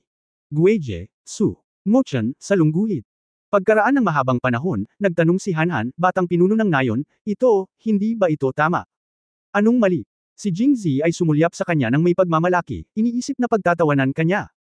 Umuwi si Sun Wukong at nagpakasal sa isang babaeng unggoy. Nasa bridal chamber siya. Paano siya magkakaroon ng oras para kausapin si Tang Monk? Hindi ba normal na kainin siya? Pero, hindi maipaliwanag ni Han-Han kung bakit, ngunit palagi niyang nararamdaman na may mali. Nang makita ang kahihiyan ng 6 na talampakang matangkad na lalaki na malapit nang umiyak, si Sumochan ay medyo naguguluhan din kung tatawa o iyak. Hinayla niya si Jingzi at sinabing, "Tumigil ka sa pang-aasar sa kanya at magkwento." Okay. Pagkatapos ay nagsimula siyang magkwento ayon sa normal na proseso. Sa wakas ay natawa si Han-Han nang marinig niya na si Sun Wukong ay nagmula sa Wugwo Mountain upang iligtas ang mga tao. Sa kalagitnaan ng pag-uusap, tumahimik si Jingzi at tinanong si Guiji, may tubig ba? Sa pag-aakalang siya ay nauuhaw, nagmamadaling iniabot ni Guiji ang tubig, at sinenyasan siya ni Jingzi na ibigay ito kay Hanhan. Napakamot ng ulo si Hanhan, young village master, hindi ako nauuhaw. Nauuhaw ka. Hindi talaga ako nauuhaw. Hindi nauuhaw. Maniwala ka man o hindi, inihaw pa ng Whitebone Demon ang unggoy. Kailangang mamatay ni Tang Monk bago siya makarating sa kanluran. Ang wakas. Pagsuko sa pagnanasa ni Jingzi, nagsimulang uminom ng tubig si Hanhan. Tuwang-tuwa si Jingzi nang makita ang malaking balde ng tubig na umabot sa ilalim ng ilang sandali. Kitang-kita pa rin ang epekto ng pag-inom ng tubig. Pagkaraan ng halos 1 oras, hinawakan ni Hanhan ang kanyang tiyan at sinabing, batang pinuno ng nayon, gusto kong pumunta para sa kaganhawahan. Convenience. Papunta na ako, napaka-inconvenient. Sabi ni Jingzi na may masamang ngiti, at saka, maginhawa para sa amin. Hanggang kailan, bakit ka pupunta ulit? Hindi naintindihan ni Hanhan, at masakit na sinabi, napakaraming tubig ang nainom ko, hindi ko talaga kaya. Tumigil si Jingzi sa panunukso sa kanya at nagmamadaling kumusta kay Sumochen. Kinuha ang mga bagahe at naghanda para lumabas. Hindi nakalimutan ni Hanhan na magtanong, young village master, maginhawang lumabas, bakit mo dala ang bagahe na ito? Gusto siyang sipain ni Jingzi, ngunit nang makita ang nagtatanong na tingin ni Sumochen, matiyag ang ipinaliwanag niya. Chan, kapag hindi ka comfortable, huwag kang tumaya na umutot ito, kung hindi, matatalo ka. Namula ang mukha ni Sumochen, naisip ni Hanhan na ito ay makatwiran, tumanggo ng may pag-iisip, at kinuha ito sa kanya sa parehong oras. Magdala ng sarili mong bagahe, kung sakali, at may ipupunas sa likod mo. Tanging si Guiji, na walang muwang at simple, ang naghintay hanggang sa bumaba sila sa karwahe at nagtanong, kamahalan, ano ang sinabi ni Mr. Jing? Si Sumochen ay hindi sumagot, palaging nararamdaman na may mali, ngunit ang iba ay nagsabi na siya ay pupunta maginhawa, ngunit mahirap para sa kanya na sumunod. Tinaas ang mga kurtina ng kotse at tumingin sa labas, nakita ko sina Jingzi at Hanhan na naglalakad papunta sa kakahuyan at sa ibabaw ng burol. Pagbubukas. Ang tarangkahan upang palabisan ng tubig ay laging nagpapasaya sa mga tao. Umiling si Hanhan at itinaas ang kanyang pantalon para bumalik, nang makita niyang nakahanap si Jingzi ng isang malilim na lugar na mauupuan. Batang pinuno ng nayon, bakit nakaupo ka pa rin? Hindi ka ba babalik? Hindi na ako babalik. Sumulyap si Jingzi sa kanya at mahinahong sinabi. I was still comforting myself in my heart, huwag kang magagalit sa tanga. Bakit hindi ka bumalik? Hindi pa ba tayo hinihintay ng Her Highness the Princess? Hindi ko narinig na sinabi niya na gusto niya tayong dalhin sa palasyo. Hindi ka ba natatakot? Seryoso itong pinag-isipan ni Hanhan, pagkatapos ay umiling, huwag kang matakot. Matiyag ang sinabi ni Jingzi, isipin mo, tutal bandido pa rin ang ating pagkakakilanlan, kaya nasaan ang palasyo? Kung malantad ang ating pagkakakilanlan, hindi tayo makakatakas kahit na gusto natin. Prinsipe Consort, mahihirapan kang umalis sa palasyo sa hinaharap. Hindi ka ba natatakot? Hindi ako natatakot, dahil imposible para sa Her Royal Highness na piliin ako bilang Prince Consort. Hanhan analysis very wittily. Pero natatakot ako. Ibinuko ni Hanhan ang kanyang bibig, at ang tagal niyang naintindihan. Si Sumochen ay nanliligaw sa batang punong nayon bago niya ihayag ang kanyang pagkakakilanlan bilang isang prinsesa. Kung papasok siya sa palasyo, maaari niyang gawing consort ang batang punong nayon. Bilang tagasunod ng batang punong nayon, ang batang punong nayon ay hindi makaalis sa palasyo, at hindi rin siya makaalis. Sa pag-iisip nito, nagsimula siyang matakot. Nakahanap ako ng pwesto sa tabi niya at naupo din. Nang makita ito, tumanggo si Jingzi, medyo nasisiyahan. Batang pinuno ng nayon, umupo na lang tayo dito. Paano kung hanapin nila tayo? Bakit hindi tayo pumunta sa likod? Paalala ni Hanhan. Hindi na kailangan. Medyo malayo na ang nilakad nila mula sa pagbaba nila ng bus. Masyadong tamad si Jingzi para lumakad pa. Nais ng general ng Sui na pigilan sila sa pagsakay sa bus. Natatakot siya na baka makita silang nagchichismisan pagkapasok sa syudad. Kung nung nabalitaan kong nakatakas na sila, sobrang saya ko. Saan ko sila mahahanap? Inutusan silang lumabas ng lungsod para ibalik si Sumochen sa palasyo. Sila ay dapat na nagmamadali, at hindi sila mag-aaksaya ng oras sa paghahanap ng mga hindi mahalagang tao na tulad nila. Batay sa pagsusuri sa itaas, ligtas sila dito. Maghintay ka lang dito saglit. Makalipas ang halos kalahating oras, tumayo si Jingzi at ipinalakpak ang kanyang mga kamay. Malapit na tayong umalis. Bumalik tayo at tingnan natin. Batang pinuno ng nayon, may naisip akong tanong. Paano kung itaboy nila ang karwahe nang umalis sila? Ang pangungusap na ito ay parang bolt mula sa asol, Jingzi matapos matigilan saglit, ulong siya, dapat. Hindi ba masyadong malupit, tama? 6 na araw na silang bumiyahe sakay ng kotse, at aabutin ng halos 4 o 5 araw bago makarating sa Jingzhou. Kung walang karwahe, hindi nang ahas si Jingzi na pumunta pa. Naisip ko, mabilis na tumawid sa burol at tumakbo sa lugar kung saan ako bumaba ng kotse. Kabanata 108 ang Xindian sect ay nahahati sa iba't ibang sangay. Sa pagtingin sa bakanteng daanan ng kagubatan, si Jingzi ay ganap na natulala. Hindi ba't ang babaeng ito? Masyadong walang awa. Pagkatapos ng simula ng taglagas, ang umaga at gabi ay malamig, ngunit ito ay napakainit sa tanghali. Kailangan mong uminom ng tubig ng madalas habang nakasakay sa isang karwahe, pabayaan ang paglalakad. Nagdala lamang sila ng tuyong pagkain sa kanilang mga bag at nilagyan ng tubig ang karwahe, ngunit hindi man lang nag-iwan ng tubig si Sumochen para sa kanila. Siya talaga ang may pinakamasamang puso ng isang babae. Batang pinuno ng nayon, ano ang susunod nating gagawin? Maghintay dito. Sumulyap sa kanya, galit na sinabi ni Jingzi, bakit, maaari ka bang maghintay dito hanggang sa pumunta ka sa Jingzhou? Umiling si Hanhan, halatang hindi niya kaya. Kung ganoon, anong kalokohan ang sinasabi mo? Bakit hindi ka magmadaling umalis? Pagkasabi noon ay nanguna siya at humakbang pasulong.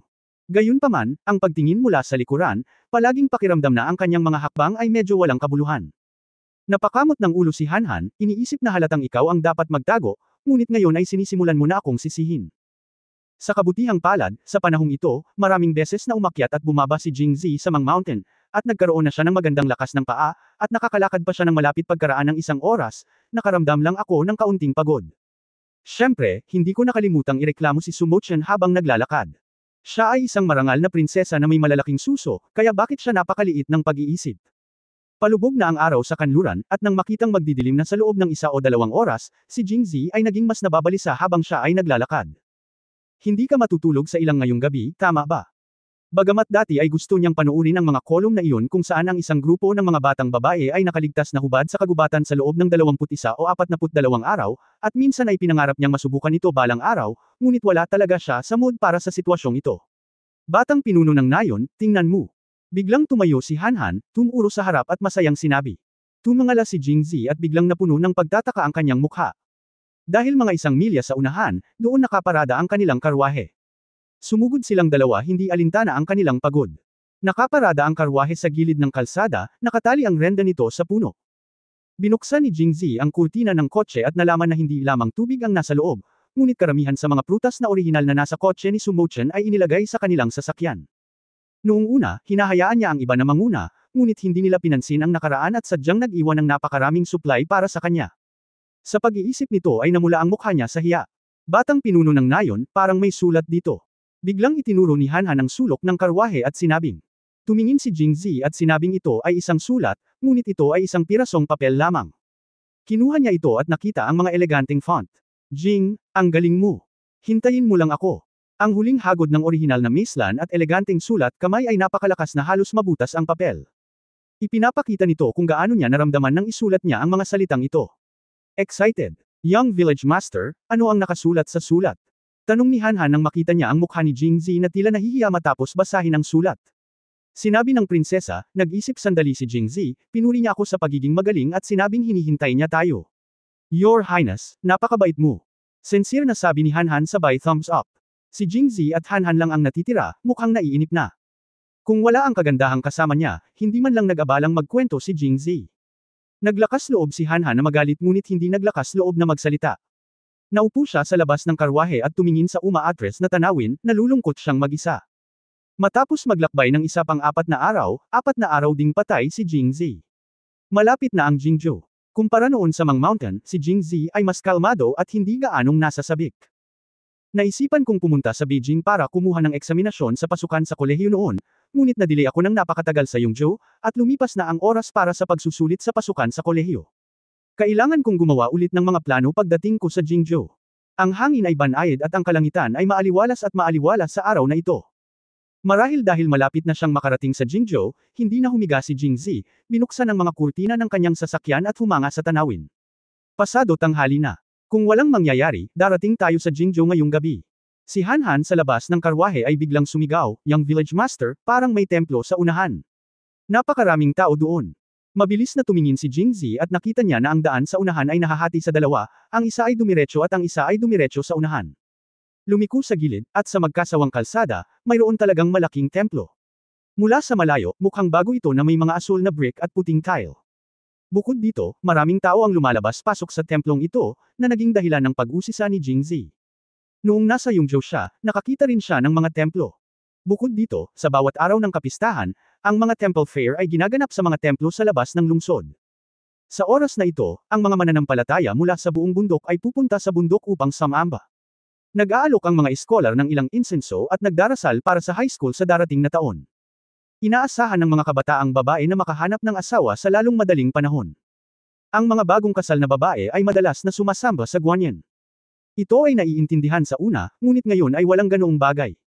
Ano ang ginagawa ng mga taong ito dito kapag hindi holiday? Bukod dito, ang lugar na ito ay walang nayon o tindahan, at ito ay kalahating araw na paglalakbay mula sa Jingzhou. Sulit ba ang paglalakbay hanggang dito? Nang makalapit sila, natuklasan nila na hindi ito templo, ngunit isang Daoist na templo. Sa malaking pintuang bato, tatlong malalaking karakter ang nakaukit. Xingyanman. Nang makita ito, bahagyang nagulat si Jingzi, parang pamilyar ang pangalang ito. Hindi ba ang inabandunang disipulo ng Xingyan sect na si Master Han? Talagang may Xingyan sect. Hindi kaya ito ay Daoist temple din? Bulong ni Jingzi sa sarili. Xingyan Gate. Hindi marunong magbasa si Han. Laking gulat niya nang marinig niya ang sinabi ni Jingzi. Bakit, sikat na sikat itong Daoist na templo? Tanong ni Jingzi. Laming-galing si Han sa paligid at nakitang nagmamadali ang paglabas-pasok ng mga tao at walang pumapansin sa kanila kaya gamaan ang pakiramdam niya. Hinayla si Jingzi sa isang tabi, bamulong siya, bagaman ang Xingyan sect ay orihinal na isang Daoist temple, ito ay kilala na ngayon bilang apat na pangunahing sekta kasama ang Kunlun Mirror, Waxian Pavilion at Tungtian Cave. Ang Daoist temple ay sarado na sa loob ng mahabang panahon. Ang kanilang pangunahing negosyo ay ang martial arts sect, at ang iba ay tinatawag na sila ng mas maraming tabo. Pansin! May Daoist temple, pero hindi mo pinapayagan ng iba na gawin ito. Ano ang mali? Napakunot ng noo si Jingzi at nag-isip na hindi kumbinsido. Sumunod, ipinaliwanag ni Han ang katayuan at impluwensya ng Xingyan sect sa Angwo. Si Jingzi ay may mas malawak na pag-unawa sa Xingyan sect at pinigilan ang kanyang dating kawalang kasiyahan. Kuskusin, Rarbik. Gayunpaman, ang Xingyan sect ay malayo sa Jiangling. Narinig mo na ba na may sangay sa labas? Posible bang pagkatapos ng mahabang pananatili sa Mang Mountain, ang balita ay masyadong limitado? Tanong ni Han at sinagot ang sarili. Nang marinig ang sinabi niya, medyo naghinala rin si Jingzi. Ayon kay Han, ang Xingyan sect ay isa sa apat na pangunahing sekta sa Angwo, at papansinin ito ng pinuno nito kahit na nakita ito ng emperador. Kung talagang gustong magtayo ng sangay ng naturang sekta, lahat ng lugar ay kailangang magmadali para dito, kaya bakit sa lugar na ito itatayo? Napakasamang lugar na walang kaalam-alam sa pagkakaroon nito. Dapat mayroong isang bagay na malansa sa pagitan. Naisip ito ni Jingzi, kaya hinawakan niya ang isang nasa katanghaliang gulang na lalaki na naka-brocade na robe na lumabas at magalang na nagtanong, tanungin ko ba itong kuya, ito ba ay sangay ng Xingyan sect? Ano ang ginagawa mo dito? Ang nasa katanghaliang gulang na lalaki ay orihinal na naiinip, ngunit nang makitang si Jingzi ay gwapo, at bata, tinawag niya itong, kuya, at mukhang mas bata pa siya, kaya ngumiti siya at nagpaliwanag. Kabanata 109 ang lumalagong bodhisattva. Ayon sa sinabi ng nasa katanghaliang gulang na lalaki, isa nga itong sangay ng Xingyan sect. Higit pa rito, tumagal lamang ng higit sa isang buwan mula sa pagkumpleto ng Daoist na templo hanggang sa panahong ito ay ginamit. Hindi alam ng marami ang tungkol dito.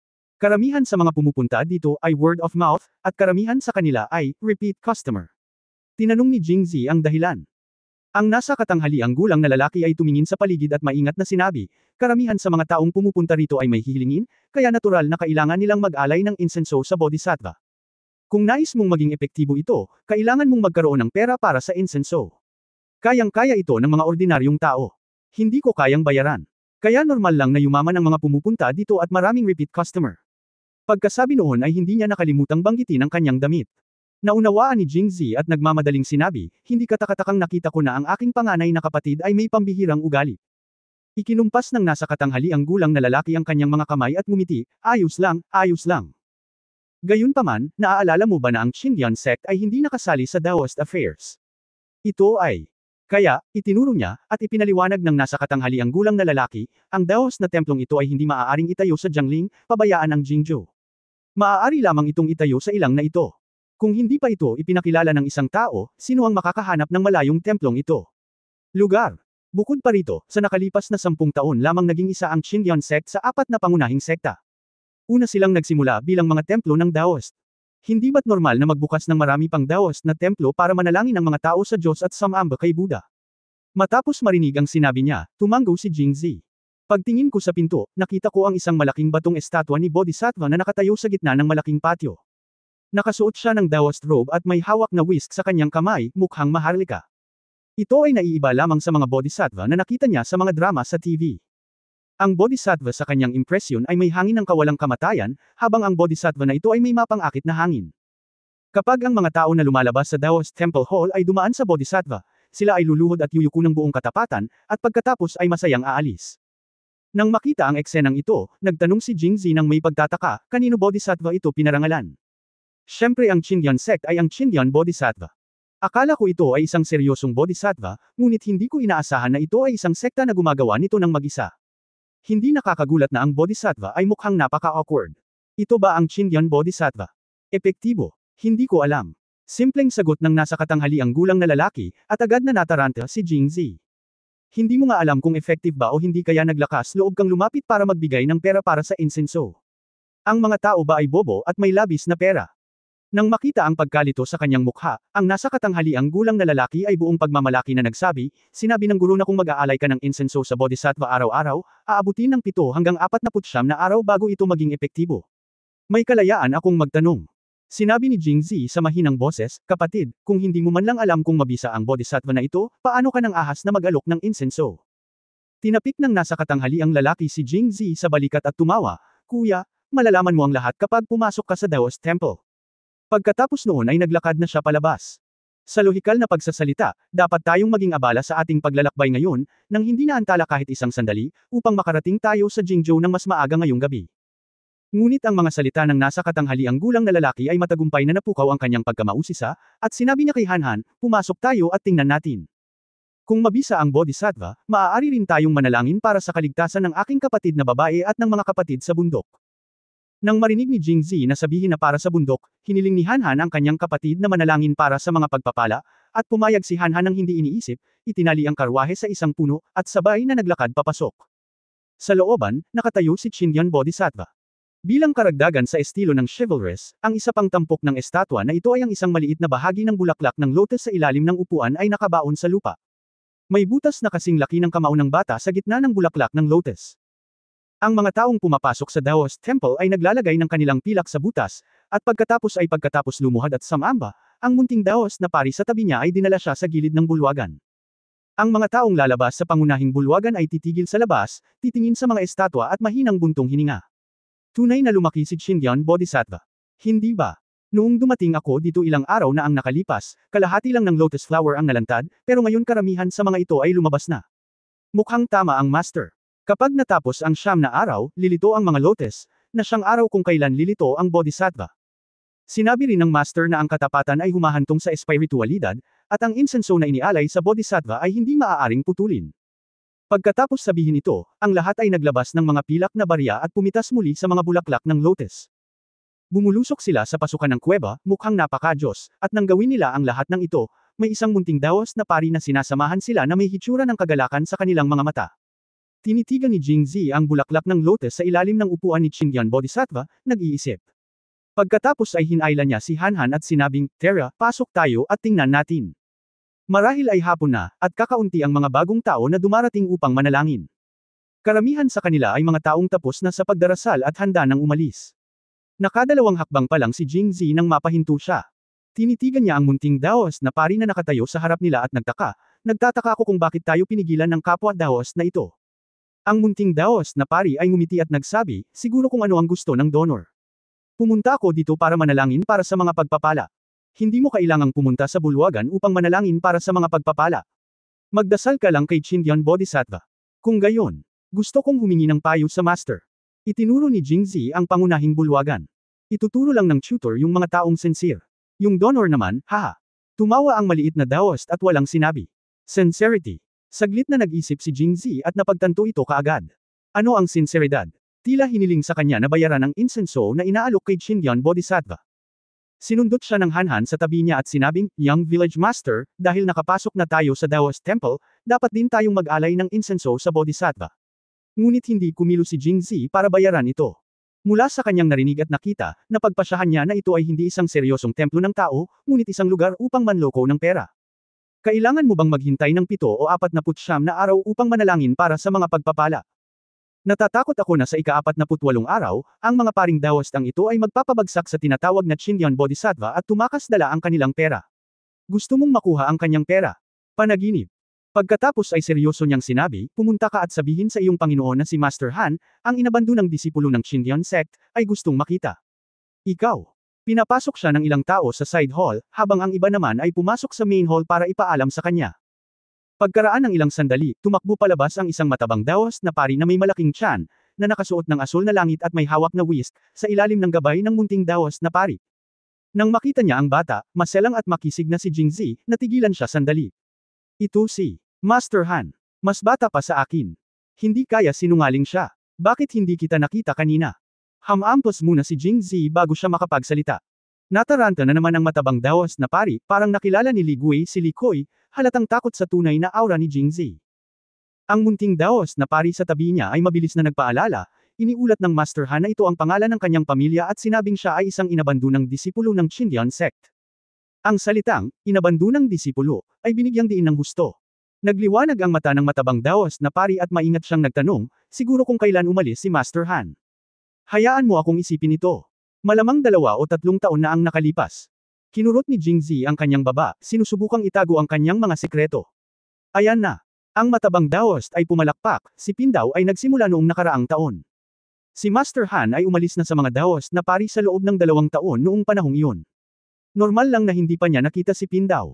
Pagkatapos ay ngumiti siya at sinabi, ngunit narinig ito ni Pindaw. Ang pangalan ni Master Han. Hindi ko inaasahan na makikita ko. Ikaw. Dito ngayon, masaya akong makilala ka. Galing. Salamat sa boss ng Lemon Dip in Aged Vinegar para sa 200 starting coin reward. Si Mr. Lemon ay nagbigay din ng mga reward sa loob ng 4 na magkakasunod na araw, nakahanga-hanga. Kabanata 110 Master Han. Ang dahilan kung bakit naglakas loob si Jingzi na magpanggap na si Master Han, isang inabandonang disipulo ng Chindian sect, ay higit sa lahat ay dahil sa pakiramdam niya na ang matabang dawas na pari na kaharap niya ay kumikilos ng may kainahinala, at mas malamang na magpanggap siyang miyembro ng Chindian sect, kaya ginamit niya ang parehong pagkakakilanlan upang takutin siya. Gaya ng inaasahan. Ang matabang dawas na pari na ito ay masyadong mababaw sa kanyang mga turo, at ang kanyang lihim ay mabubunyag sa isang panlilinlang. Kahit si Han Han ay nakikita ito, ang kanyang mukha ay puno ng paghamak at paghamak. Ang ekspresyong ito ay nahulog sa mga mata ng matabang dawas na pari, na nagbigay sa kanya ng isa pang pananaw. Sa katunayan, ang pagkilos ni Jingzi na panggagaya kay Master Han ay hindi makatiis sa pagsisiyasat. Kung magtatanong pa siya ng ilang katanungan, mabubunyag ang sikreto. Ngunit ang pangunahing punto ay ang matabang dawas na pari mismo ay peke rin. Nang makita niya ang mga kabataang tagasunod sa paligid ni Jingzi, lahat sila ay nagpakita ng paghamak sa kanya, na parabang hinahamak sila ng orthodox na bloodline, at wala silang pagdududa sa kanilang pagkakakilanlan. Sa kabutihang palad, siya ay isang inabandonang disipulo. Sa ganitong pag-iisip, nagkaroon ng malaking tiwala ang matabang dawas na pari, maaari ko bang tanungin si Master Han kung paano siya naging ganito ngayong pumasok na siya sa aking sekta? Hindi ba sinabi sa iyo ng mga nakatatanda sa sekta ang tungkol dito? Bago siya makasagot, tila kinakausap ni Jingzi ang kanyang sarili, hindi ko rin alam kung kailan ako umalis, at marahil ay hindi ko alam kung bakit ako umalis. Iyon lang. Dahil hindi pa sinabi sa akin ni Master at ng iba pa, tiyak na hindi pa nila sinabi. Patawarin mo ako. Pagkatapos kong maglakbay ng ilang taon pa, uuwi ako para humingi ng tawad sa aking mga amo at tiyuhin. Ang matabang dawas na pari ay nakikinig, at siya ay nag-iisip na, ang Master Han na ito ay dapat na nagsimula ng napakaaga, at pagkatapos ay gumawa siya ng isang bagay. Kaya pinalayas siya at hindi pa bumabalik. Pinaikit niya ang kanyang mga mata at nakangiting sinabi, kung pag-uusapan natin ito, gusto ko pa ring tawagan si Master Han na Senior Brother. Senior Brother, huwag kang masyadong malungkot. Ang mga elder sa pamilya ay wala pang sinabi tungkol kay Senior Brother. I guess they are waiting for Senior Brother to come. Pinto.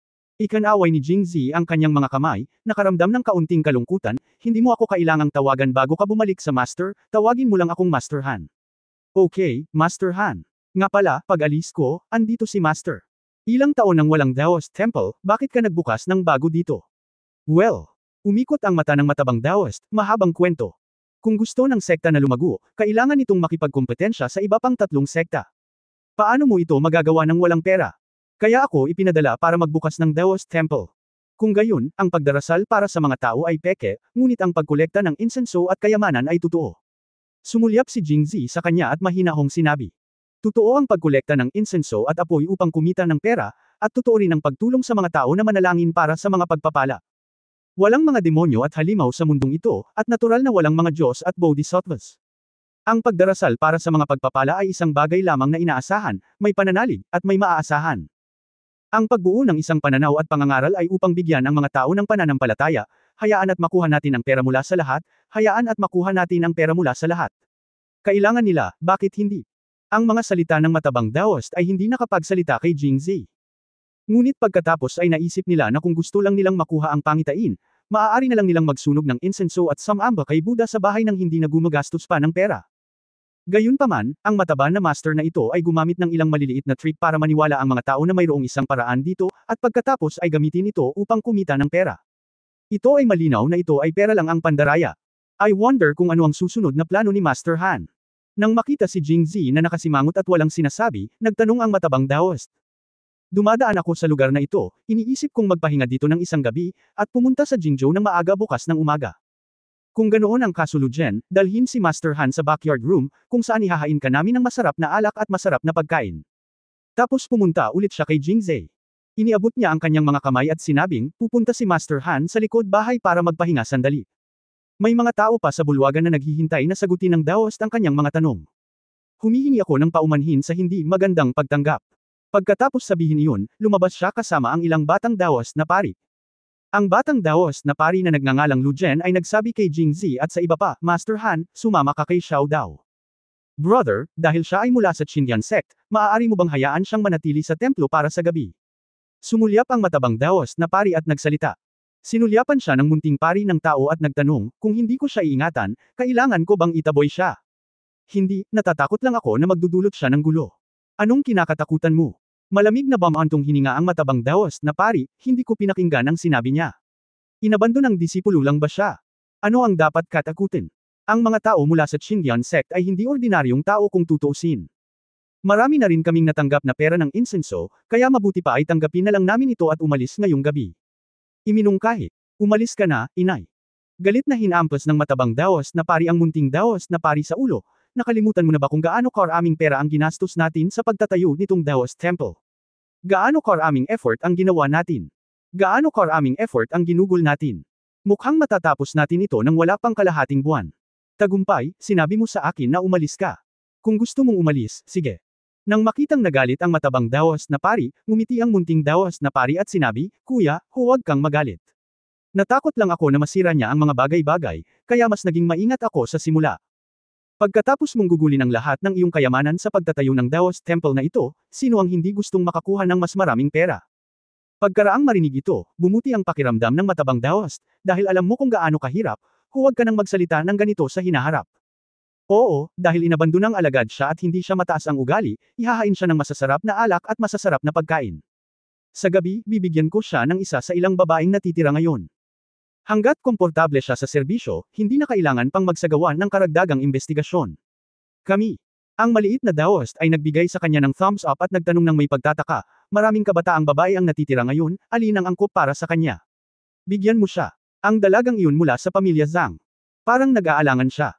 Pagkaraan ng mahabang panahon, ang matabang Daoist na pari ay nagngangalit ang kanyang mga ngipin at sinabi. Ang munting babae ng pamilya Zhang. Si Xiu iyan. Hindi ba sinabi ng panganay na kapatid na gusto niyang mag-isa? Bagaman mahalaga ang isang sisiyo, ano ang halaga nito kumpara sa paglabas ng ligtas? Ang matabang Daoist na pari ay tumingala sa langit na may kagilahil-alas na katwiran. Kuya, hinahangaan kita sa pagsuko mo sa iyong sexual na kaligayahan para sa kapakanan ng aking mga kapatid. Ayos lang, ayos lang. Ikan-away ng matabang Daoist na pari ang kanyang kamay na may hamak na tingin sa kanyang mukha. Master Han, ito ang iyong pakpak.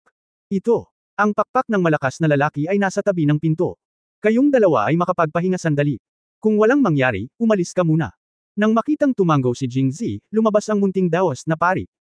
Lumapit si Han Han sa pinto, tumingin sa labas, at isinara ang pinto. Young Master, halatang sinungaling ang mga lalaking ito. Bakit hindi mo siya ilantad ng harapan? Tumingin si Jingzi sa kanya na parang tanga, paano ako nagsinungaling sa iyo? Ito. Saglit na nag-isip si Han Han at sinabing, Young Master ang pinuno ng nayon ay malinaw na hindi si Master Han, ngunit ang matabang Daoist na pari na ito ay nagsabi na narinig kanya, kaya ano siya kung hindi siya sinungaling? Paano ito ilantad? Sabihin sa mga mananampalataya sa labas, sa tingin mo ba ay maniniwala sila? Han Han. Biglang hindi nakapagsalita. Narinig din niya ngayon na ang Qinyan Bodhisattva sa labas ay tumataas araw-araw. Sa paghusga sa mga bakas ng lupa sa lotus kung saan nakaupo ang bodhisattva, hindi ito peke, masasabi pa nga na ito ay milagroso. Ang ilang mga salita lamang nila ay masyadong mahina sa harap ng lumalaking bodhisattva. Kaya, manatili muna tayo rito. Una, maaari tayong maglakad sa labas ng maraming araw at samantalahin ang pagkakataong maligo, magpalit ng sariwang damit at pumunta sa Beijing. Pagkatapos ay maaari nating obserbahan ng palihim, makita ng malinaw ang kanilang panlilinlang, at ilantad sila. Jing pagkatapos magsalita ni Z, paulit-ulit na tumango si Han Han. For more updates, click on the notification bell.